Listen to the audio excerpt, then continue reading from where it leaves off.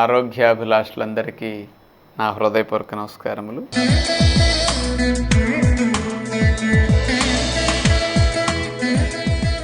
ఈరోజు మనం సంతాన ప్రాప్తి కలగాలంటే ఏం తినాలో తెలుసుకోబోతున్నాం. చివరికి మనం ఎలాంటి స్థితికి దిగజారిపోయాము అంటే పిల్లలు కూడా పుట్టని స్థితి మనుషుల్లో రోజు రోజుకి ఎక్కువైపోతున్నది. అంటే ఇక పిల్లలు పుట్టడానికి కూడా ట్రీట్మెంట్కి వెళ్ళాల్సిన స్థితి వచ్చేసిందనమాట. ఎంత న్యాచురల్ ప్రక్రియల్లా ఎంత అన్యాచురల్గా మారిపోయిందో చూడండి మన శరీరంలో. ఎక్కడన్నా ఎన్ని కోట్ల జీవరాశులుంటే పిల్లలు పుట్టని జంతువుని మీరు చూద్దామంటే మీకు ఎన్ని సంవత్సరాలు వెతికినా దొరకదండి. అంత న్యాచురల్గా పని జరిగిపోతూ ఉంటుంది. 1000 అరటి చెట్లు చూడండి, తోటలో 1000 అరటి చెట్లకి గెలొస్తుంది. అంత యూనిఫామ్గా ఉంటుంది నేచర్లో. ఒక డిసిప్లైన్. మనిషి ఒక్కరికే ఇట్లాంటివి. అందుకని 100 మంది జంటలను తీసుకుంటే కొత్తగా పెళ్ళైన వాళ్ళని 30 సంవత్సరాల వయసులోపు ఉండేవాళ్ళని 35 జంటలకు సంతానం కలగట్లేదు ఈరోజు. ఇంకా భవిష్యత్తులో ఎవరికైనా పిల్లలు పుడితే వాళ్ళకి పిల్లలు పుట్టారటండి అని చెప్పుకునే రోజులు రాబోతున్నాయి. రకరకాలుగా మనం గర్భధారణ జరగటానికి ఖర్చు విపరీతంగా పెట్టాల్సి వస్తుంది. కొంత సక్సెస్ అవ్వచ్చు, చాలా చోట్ల ఫెయిల్ అవుతాయి, లక్షలు అయిపోతాయి, నిరుత్సాహం వచ్చి వదిలేస్తూ ఉంటారు.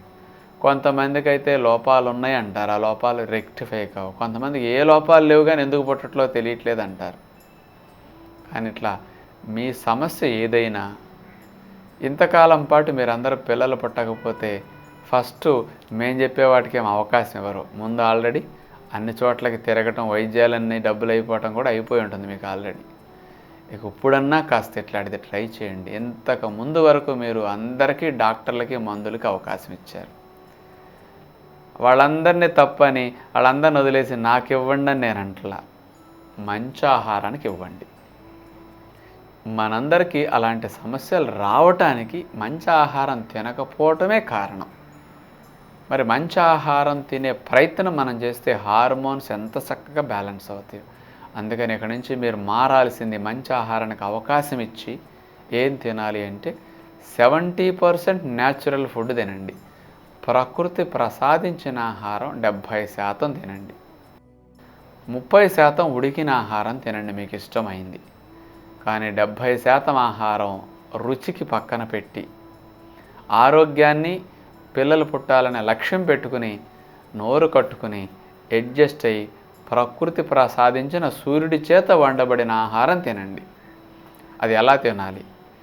ఉదయం పూట ఒక గ్లాసు వెజిటబుల్ జ్యూస్ తాగండి, కాఫీ టీలు పాలు మానేసి. అంటే క్యారెట్, టమాటా, బీట్రూట్, కీరా ఇట్లాంటివి గ్రైండ్ చేసి అవకాశం ఉన్నట్టు పొట్ల సొరబీర కూడా వేసుకోవచ్చు అనమాట. ఎప్పుడన్నా ఈ 6-7 రకాల కూరగాయలు గ్రైండ్ చేసి వడకట్టి పిప్పి తీసేసి ఒక చిన్న గ్లాసు అంటే 200 ml గ్లాస్ తీసుకుని జ్యూస్, దానికి తేనె, నిమ్మరసం కలుపుకొని త్రాగేయండి. ఇది మొదటి ఆహారం. 10% న్యాచురల్ ఫుడ్ అయింది. ఈ జ్యూస్ తాగిన 1 గంట గడిచిన తర్వాత మొలకెత్తిన విత్తనాలు పెట్టుకోండి. పెసలు, బొబ్బర్లు, శనగలు ఇలాంటి మొలకలు పెట్టుకుని మీరు ఏదైనా సన్నగా ఉన్నారనుకోండి, నానబెట్టిన వేరుశెనగపప్పులు, కొబ్బరి కూడా పెట్టుకోవచ్చు. ఇక్కడ సన్నగా ఉన్న వాళ్ళకే ఈ 2 అవకాశం. కొబ్బరి, వేరుశెనగపప్పులు. లావుగా ఉన్నవారు పెట్టుకోవద్దు, ఒట్టి మొలకలే పెట్టుకోవాలి. వాళ్ళు 3 రకాలు. పిల్లలు పుట్టకుండా సన్నగా ఉన్నవాళ్ళు ఉంటే, అది మగవారైనా ఆడవారైనా, వాళ్ళు వేరుశెనగపప్పులు, కొబ్బరి అదనంగా యాడ్ చేసుకోండి. ఈ 3-4 రకాల గింజలు పెట్టుకుని ఒక 7-8 ఖర్జూరాలు పెట్టుకుని ఉదయం పూట మొలకలు, ఖర్జూరాలు కలిపి తినేసి ఏదన్నా ఒక పండు తినండి కడుపు నిండా.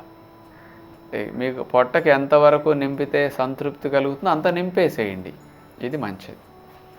ఈ మొలకలు, పండు కలిసి 25% ఆహారం తిన్నట్లయిందనమాట. ఉదయం జ్యూస్ 10%, మొలకలు, పండ్లు 25%, మార్నింగ్ 35% ప్రకృతి ప్రసాదించిన ఆహారం అయింది. మీ హార్మోన్స్ ఇంబ్యాలెన్స్ పోవాలన్నా, పీసీఓడి ప్రాబ్లం తగ్గాలన్నా, అండం కరెక్ట్గా విడుదలవ్వాలన్నా, లైనింగ్ హెల్దీగా యూట్రస్లో ఉండాలన్నా మాంసకృతులు ముఖ్యంగా కావాలి. మగవాళ్ళకి వీర్యకణాల మొటిలిటీ పెరగాలన్నా హై ప్రోటీన్ డైట్ కావాలి. ఈ మొలకెత్తిన విత్తనాలు, వేరుశెనగ పప్పులే హై ప్రోటీన్ డైట్. అందుకని ప్రధాన ఆహారం మీ గర్భధారణకి ఇదేనని గుర్తుపెట్టుకోండి.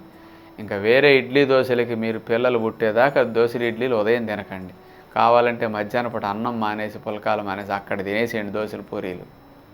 ఇక్కడ మాత్రం సెలవు పెట్టొద్దు గింజలకి. ఇది మార్నింగ్ 35% న్యాచురల్ ఫుడ్. మధ్యాహ్నం ఉడికిన ఆహారం మీకు కావలసినట్లు అన్నము, కూరలు, పుల్కాలు అవి తినండి. సాయంకాలం ఆహారం ఈ గర్భధారణ కోసం, ఆరోగ్యాన్ని కోసం ప్లాన్ చేసుకోవాలి. ఎలా ఉండాలి? ఈవినింగ్ 5-5:30కి ఒక గ్లాసు చెరుకు రసము, కొబ్బరి నీళ్ళు, బత్తాయి కమల జ్యూసులు ఏదన్నా ఒక గ్లాస్ తీసుకోండి. 10% న్యాచురల్గా పోషక విలువల కోసం త్రాగిన ఆహారం అయ్యింది ఇక్కడ. 6-6:30 గంటలకల్లా బరువుగా ఉన్న గర్భధారణ సమస్య ఉన్న వాళ్ళైతే ఒట్టిగా ఫ్రూట్స్ తిని ఆపేసేయండి. 4-3 రకాల ఫ్రూట్స్ పెట్టుకుని కడుపు నిండా తిని ఆపండి. ఇది వాళ్ళకి డిన్నర్ అవుతుంది. సన్నగా ఉన్న గర్భధారణ సమస్యలు ఉన్న మగవారు కానీ, ఆడవారు కానీ బాదం పప్పులు ఒక 15-20, పిస్తా పప్పులు ఒక 20-25, జీడిపప్పులు ఒక 15-20, వాల్నట్స్ ఒక 10-15 ఇలాంటివన్నీ నానపెట్టుకోండి విడివిడిగా కప్పులో. నానాక 6-7 గంటలు వాటిని కడిగేసి తొక్క తీసేసుకోండి శుభ్రంగా. ఈ పప్పులు ప్లస్ ఎండు ఖర్జూరాలు ఒక 1/2 డజను 10 పెట్టుకుని ఆ ఎండు ఖర్జూరాలు, ఈ పప్పులు తినేసి అప్పుడు పళ్ళు తినండి వీళ్ళు. ఇది 35% ఆహారం, జ్యూస్ 10%, డిన్నర్ ఒట్టి ఫ్రూట్స్ కానీ లేకపోతే పప్పులు, ఫ్రూట్స్ కానీ 35% ఆహారం అవుతుంది. మార్నింగ్ 35, ఈవినింగ్ 35, 70% రా ఫుడ్ అనమాట. ఇలా తింటే గర్భధారణకు చాలా మార్పులు వెంటనే వచ్చేస్తాయి. అసలు స్త్రీలకు ఇర్రెగ్యులర్ పీరియడ్స్ ఉన్నప్పుడు 2 నెలలకి 4 నెలలకి పీరియడ్స్ వచ్చేవరకు అసలు గర్భం రాదు. వీళ్ళకి ఈ ఆహారం మొదలుపెట్టిన 70% రా ఫుడ్ మొదలుపెట్టిన నెల 15 రోజులు 2 నెలల్లోనే 60% ఆడవారికి పీరియడ్స్ కరెక్ట్ అయిపోతాయి. వెంటనే వచ్చేయటం మొదలెడితే అక్కడి నుంచి నెల. ఇంకా కొంతమంది ఇంకో నెల 15 రోజులు లేట్ అవుతాయి. సిస్టులు ఉంటే ఒక 4-5 నెలల్లో తగ్గిపోతాయి ఈ ఆహారానికి. అట్లాగే అండం కరెక్ట్గా హార్మోన్స్ని విడుదల చేయటానికి ఈ మొలకలెత్తిన విత్తనాల ఫ్రూట్స్ బాగా పనిచేసి ఇక కొంతమందికి అసలు 4 నెలలకు 6 నెలలకే గర్భం వచ్చేస్తుంటుంది అనమాట. ఇక మగవారికైతే వీరి కణాలు తక్కువ ఉన్న, మొటిలిటీ తక్కువ ఉన్న, అదే కౌంట్ తక్కువ ఉన్న ఇట్లాంటి వాళ్ళకి అసలు 2 నెలలు కూడా ఎక్కువ పట్టదు. చాలామందికి తొందరగా రిజల్ట్ వచ్చేస్తుంది. మగవారికి అయితే మొటిలిటీ కూడా చాలా బాగా పెరుగుతుంది. 10 మిలియన్ 20 మిలియన్ కౌంట్ ఉన్న వారికి 60 మిలియన్స్ మినిమంకి వెళ్ళిపోతాయి అనమాట. 60 వచ్చేస్తే చాలు, ప్రెగ్నెన్సీకి నార్మల్ అనమాట వాళ్ళకి. అందుకని ఇట్లాంటి లాభము ఈ ఆహారానికి వస్తుందన్నమాట. మరి మేము బజ్జీ సమోసాలు ఎప్పుడు తినాలి సార్? మరి పిల్లలు పుట్టేదాకా మా బ్రతికింతేనా? ఇక అవే ముట్టుకోవడానికి లేదా? మధ్యాహ్నం భోజనం చేయమన్నారు, బాగానే ఉంది. మరి పూరీలు, ఇడ్లీ, దోశలు, సాయంకాలం బజ్జీ, సమోసా, చాటు, కట్లెట్, పానీపూరి సంగతి ఏంటి అనొచ్చు. మిమ్మల్ని అవి మానమంటల్లా ఎంజాయ్ చేద్దరు కానీ మరి 70% తింటారా? అవి తినేటట్టు నేను చెప్తా. అప్పుడు లక్ష్యం కోసం 70% డీవియేట్ చేయొద్దు. 30% ఆహారం ఉడికింది తినమన్నా. మధ్యాహ్నం పూట రోజు పుల్కా కూర అన్నం తింటారు. శనాదివారాలు వచ్చినాయి, ఏం వండుకుంటారు మళ్ళీ? పుల్కా కూరలు అన్నం వదిలేయండి. హాయిగా చక్కగా వెళ్ళండి బయటికి. 4 పానీపూరీలు, ఒక చాటు, అంత కట్లెట్టు ఇష్టం వచ్చినట్టు తినేసేయండి. ఒక 1/2 డజన్ బజ్జీలు, ఏం కావాలో ఎంజాయ్ చేయండి. మధ్యాహ్నం లంచ్లు ఎంజాయ్ చేసేసేయండి. ఎప్పుడన్నా వెరైటీ టిఫిన్స్ తినాలనిపించింది, ఏ ఊతప్పాలు, ఇంకేదో స్పెషల్ ఐటమ్స్ కావాలి, ఏదో మసాలా దోశ, రవ్వ దోశ, శుభ్రంగా 4 రవ్వ దోశలు వేసుకుని మధ్యాహ్నం తినేసేయండి. అన్నం పుల్కా మానేసేయండి, అయిపోయాయి. మీరు ఏదైనా తిన్నా భోజనమే. అందుకని మనకు భోజనం అంటే కంచం పెట్టుకుని ఇంత అన్నం తింటేనే భోజనం అనుకుంటే ఎట్లా అండి? ఏ ఆహారం తిన్నా అది ఆహారమే. ఏది తిన్నా సరిపడా తినండి, ఇంక ఇబ్బంది రాదనమాట మీకు. ఇలా చేస్తే మీ శరీరానికి హార్మోన్స్ ఇవన్నీ సహజంగా ఉత్పత్తి అవుతాయి. ఇన్నాళ్ళు మీరు మందులకి, డాక్టర్కి అవకాశం ఇచ్చారు, ఇతర వైద్య శాస్త్రాలకు అవకాశం ఇచ్చారు. తప్పు మనలో పెట్టుకుని అన్నిటికీ అవకాశం ఇచ్చాం, కానీ మన తప్పును మనం రెక్టిఫై చేయడానికి అవకాశం ఎప్పుడు ఇవ్వాలి. నేనేమంటున్నాను, ఇన్నాళ్ళు అలాంటి పనికిరాని ఆహారాలు తిని ఈ స్థితి తెచ్చుకున్నాం. సమస్య వచ్చినప్పుడన్నా మారకపోతే ఎట్లా చెప్పండి? అందుకని ఇంత సింపుల్గా మీకు సొల్యూషన్ లభిస్తుందన్నమాట. ఇక మరీ ఇట్లాంటివన్నీ నేర్చుకోవడం నా వల్ల కాదులేండి, ఇర్రెగ్యులర్ హార్మోన్స్, పీరియడ్ ప్రాబ్లం, ఇవన్నీ సమస్య సివియర్గా ఉంది, మా దంపతులం అన్నీ ఒక్కసారి నేర్చుకుందామంటే ఇట్లాంటి మన ఆరోగ్యాలయంలో ఒక నెల రోజులు ఉన్నారంటే అన్ని ట్రైనింగ్ ఇస్తారు. ఇట్లాంటివన్నీ ఇక్కడ నెల రోజులు నేర్చుకుని బాడీ క్లీన్ చేసుకుని శుభ్రంగా మంచి ఆహారపు అలవాట్లు వంటలతో సహా నేర్చుకుని ఇంటికి వెళ్ళి పూర్తిగా మారండి. నెలలు తిరగకుండా గర్భం వచ్చేస్తుంది అనమాట. రోజుకి ఒకళ్ళిద్దరు ఫోన్ కొడతారు, రాజుగారు ఈ విధానంలో గర్భం వచ్చిందని, థ్యాంక్స్ అండి.